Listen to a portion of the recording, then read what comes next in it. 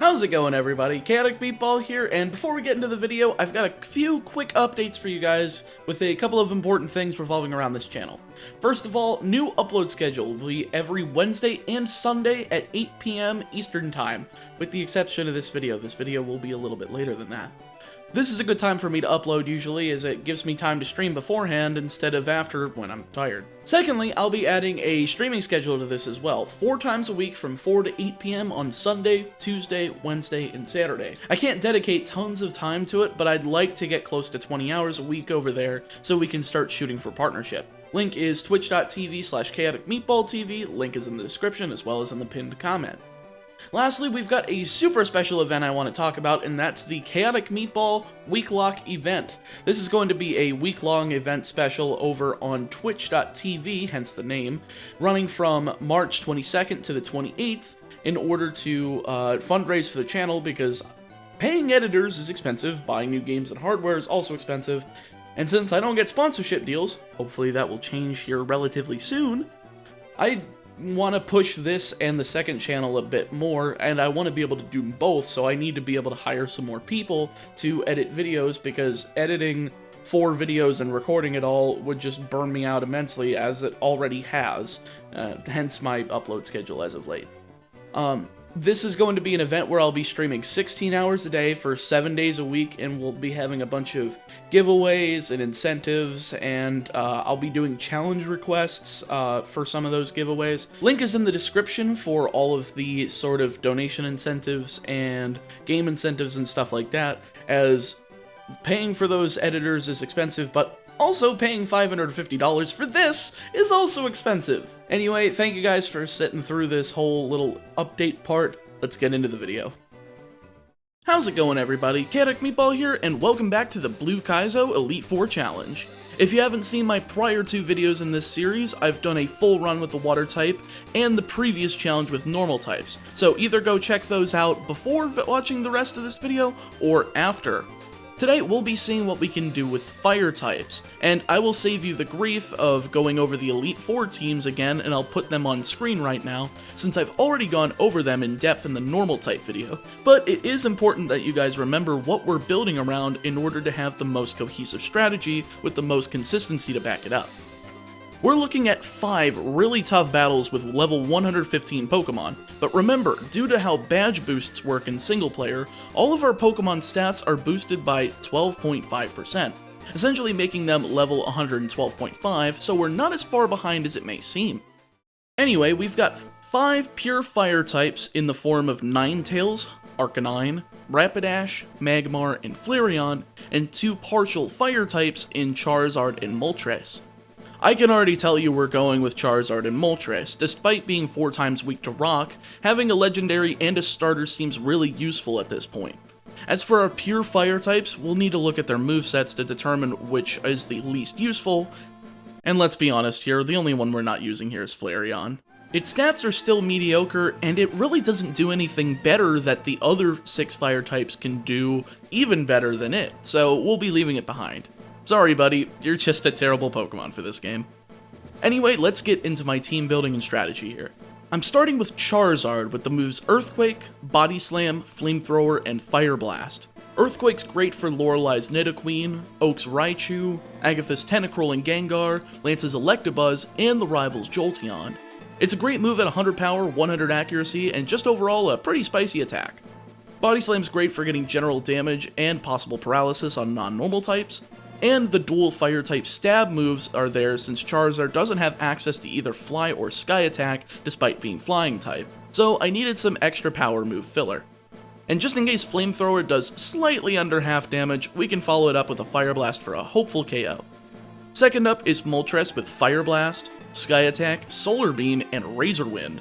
I had to go with Fire Blast since Flamethrower is not a TM in Generation 1, and Moltres does not learn it by level up. But that's not terrible when we're looking at the 3 attacks that were buffed from being 2-turn attacks to 1-turn in Sky Attack, Solar Beam, and Razor Wind. Sky Attack is just insane for hitting stuff that doesn't have good defense, and Solar Beam's great as well for any water types we're going to be going against, like Cloyster, Vaporeon, Lapras, Blastoise, you name it, we're likely going to outspeed and nail it, and most likely KO on the back of a Solar Beam. Lastly, we have Razor Wind, a powerful move that also has a good chance to flinch, so if we need to do a little bit more damage before KOing with something like Fire Blast, Sky Attack, or Solar Beam, we can go ahead and hit a Razor Wind in order to get a flinch and hopefully a KO off the back of it. Third up is Ninetales with a Fire Spin, Confuse Ray, Hyper Beam, and Dig. We have plenty of other Pokemon on this team to hit with powerful Fire-type attacks, so I figured Fire Spin was fine for stalling out, and because no other Fire types actually get Fire Spin in this game for some reason. And Confuse Ray is great for those turns that I miss Fire Spin, as Confuse Ray's turns don't actually pass while I'm holding them down, since, again, Fire Spin is like a Fire-type wrap, making it really broken combined. Hyper Beam's here to KO anything after using a Fire Spin or 2, maybe 3 if I'm feeling daring, and Dig is just a 2-turn Earthquake with the same 100 power, 100% accuracy. Magmar's fourth, and we've got Confuse Ray, Thunderbolt, Psychic, and Fire Blast. Confuse Ray, again, is just a great status move, and despite it not being able to get the Thunderbolt TM, Magmar can naturally learn it, and I figured it's going to be useful for flying types like Charizard and Aerodactyl. Psychic's here for coverage against poison types, and because Magmar's special was boosted to a base 125 in this hack, so it's better than a physical attack, and of course, Fire Blast for stab damage. Arcanine's up next with Bite, Flamethrower, Body Slam, and Dig. Bite's just great for flinch and chip damage, Flamethrower's solid damage without risking the miss like so many other Pokemon on my team with Fire Blast, Body Slam for normal damage and paralysis on non-normal types, and Dig since we need that coverage on as many Pokemon as possible, so having 3 Pokemon with a ground type move is going to be pretty useful I think throughout. Lastly, I've got Rapidash on my team with Hyper Beam, Flamethrower, Hypnosis, and Stomp. Hyper Beam's just a hoot to be honest. I love having to not worry about a recharge turn on a KO, Flamethrower for stab damage and the potential waste of a turn from the opponent due to burn, and Hypnosis for no apparent reason due to the AI having infinite full heals. Yeah, that's fair, and Stomp for flinching. Honestly, I just didn't want to put something dumb like Double Kick or Horn Drill on Rapidash, so I'd rather take the dignified Hypnosis despite it being completely useless here. Anyway, let's get on into the matches since it's going to be a pretty rough fight. So, before we get into the fights, I want to say that I completely forgot to turn on set battles, but every time it let me switch I just pressed B at that point since, well, I can't remember things, but we do play by the rules. First up is Lorelei with her relatively solid team. She starts with Cloyster, so I go for Moltres, and since Solar Beam is a 1-turn move, I go for it, barely missing the KO on Cloyster as she does around 60% with Blizzard, letting me follow up with a second for the KO. Second out is Nidoqueen, so I try flinching it with Razor Wind, but it is able to take out Moltres with Blizzard. So long, my chicken friend, but in turn I swap in Charizard to take it down with 2 Earthquakes after enduring a Blizzard, leading to Vaporeon. Now, Charizard would normally have a very poor matchup against Vaporeon, but due to sheer force of will and some patented ChaoticMeatball luck, Charizard was able to paralyze Vaporeon with Body Slam, automatically making the AI waste a turn on a full heal. Then I got off another Body Slam where Vaporeon proceeded to miss Hydro Pump, then Charizard hits another Body Slam with Paralysis, and on top of it gets a critical, making the AI waste another turn with a full heal, allowing it to finish off Vaporeon with one more Body Slam. Very nicely done, and ChaoticMeatball luck is always doing some good here. Third out is Jinx, and I figured Charizard isn't going to do anything for the rest of this battle, so I hit a Fire Blast for about 75% HP before going down into Blizzard. Which, funnily enough, I didn't realize until now that Ice types were neutral on Fire types in this generation. I guess it makes sense, because Fire melts Ice, which turns into Water, which is super effective against Fire, but I digress. I sent out Magmar to finish it with another Fire Blast, but Blizzard did almost 200 points of damage before Lapras came out. I got confused around Magmar, so that helps a bit, getting Lapras to hit itself before I managed to hit a critical Thunderbolt for half damage, leaving it to get KO'd and Rapidash to come out and finish the job with Hyper Beam. Missing the first time, but Confusion is quite handy, leaving just Articuno to deal with. While it does have 2 very strong attacks, it does only have 2 attacks, so I just dealt out some good damage with Rapidash's Flamethrower twice, going down to a Sky Attack and Blizzard before Arcanine's able to get out there and finish off Articuno with a Flamethrower with a 2-0 victory. Not my cleanest fight, but 2-0 isn't terrible for a monotype challenge, especially against a member that has my biggest weakness. Fun fact though, did you know that I'm close to 70,000 subscribers? Go check if you're subscribed, since you may think you're subscribed, but you might not be, and the algorithm might just continuously recommend my videos anyway. You have my gratitude. Professor Oak is up next, and I think his team's actually relatively easy for me to take down. He leads with Raichu, so I go ahead and start off with Rapidash, getting off a Confuse Ray and getting Raichu to hurt itself as I lock in Fire Spin for a few turns, getting it to around a fourth of its remaining HP and finishing it off with Hyper Beam, and taking no damage in the process. Gotta love it. Second out is Machamp, and I start to do the same thing, getting it to hit itself with Confusion, but Fire Spin doesn't do nearly as much damage as I'd like. I missed my second Fire Spin, but Machamp hit itself again, so I went for Hyper Beam in the attempt to KO, but I miss again. But Machamp hits itself for a third time. Thankfully, Ninetales takes no damage as I'm able to get off a second attempt of Hyper Beam for the KO and a solid 6-4 lead. Chansey's out next, and honestly I have no answers to it, as Confuse Ray and Fire Spin just don't do enough, though I am able to do about a third of its health before Ninetales goes down to a myriad of Thunder Wave and Ice Beams. I figured I needed something physical to take it down, despite having the buffed physical defense, so I went for Moltres to bait out a few flinches with Razor Wind, luckily getting 2 in a row before I finished it with a third, leading to Charizard. It's the battle of the Firebirds, but Moltres comes on top very easily with a critical Sky Attack, leading to Venusaur to fall to the same fate after I missed one and he set up Double Team, leading just Blastoise. Now this is the most threatening Pokemon on his team, and I'm thankful that I still have 4 Pokemon left to take it down. So I outspeed and go for Solar Beam and... oh, well, that's a critical hit for the KO. Well, that was an easy 4-0 victory. After healing up, it's Agatha time, and I think her team is actually slightly more threatening than Professor Oak. Despite not having water types, she can still hit pretty hard and relatively fast as well. She starts with Hypno, a creepy Pokemon and probably the creepiest in the game, so I rush to take it out, locking it in Confusion and Fire Spin with Ninetales, but it really didn't do all that much damage. But landing 4 Fire Spins in a row definitely put him down to minuscule HP, letting Ninetales go ahead and finish it off with a Hyper Beam to send that clown packing. See you later, buddy, leave your creepypasta crap to yourself. Second up is the big boy tree himself, Executute. So with my remaining 4 Fire Spin power points, I figured it was the best time to use them. So after tanking a Psychic, I confused it and just kept landing them, taking out Executor with 3 of them and leading to Tentacruel. I'm surprised the AI didn't go out of order for their team. Can they even do that? I don't even know. Anyway, it's able to take out Ninetales with Surf since it's already at half HP, so I swapped into Magmar for Psychic and Thunderbolt. It hits itself in Confusion thanks to Ninetales, so I'm able to get off 2 Thunderbolts, but a Wrap and Critical Blizzard is enough to take out Magmar, so I figured Moltres would be able to take it out. But crazily enough, Tentacruel outspeeds and hits Wrap, so switching out was probably best to save Moltres from falling to the same fate. I swapped to Arcanine, getting KO'd instantly by Blizzard before I could send in Rapidash, outspeeding and nailing Stomp to finally take out the Hentai Tentacle Monster.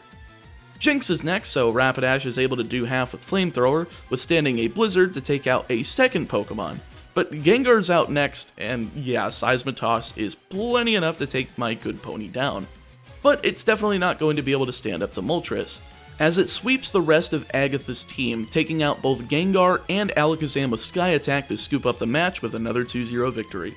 I'm surprised that the Variety team of Professor Oak was the one to do the least damage to me, whereas the Ice, Water, and Ghost Poison combinations were much more deadly. Only 2 trainers stand in my way between me and some good old relaxation in Yu-Gi-Oh!, so it's about time we take them down. Lance is packing a pretty solid team, but I'm wondering if he'll just be a 2-0 just as well.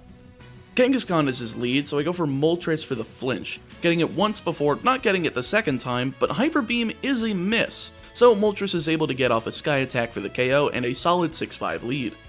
Lapras is out second, and Solar Beam is just a monster against this thing, doing slightly over half as Moltres tanks a Thunderbolt, getting a critical Solar Beam next turn to keep widening the lead. Third is Electabuzz, and despite using Thunder Wave, takes over half damage from Fire Blast before finally felling Moltres with Thunderbolt, but Charizard is able to swoop in there and take the revenge KO with Earthquake, despite being paralyzed.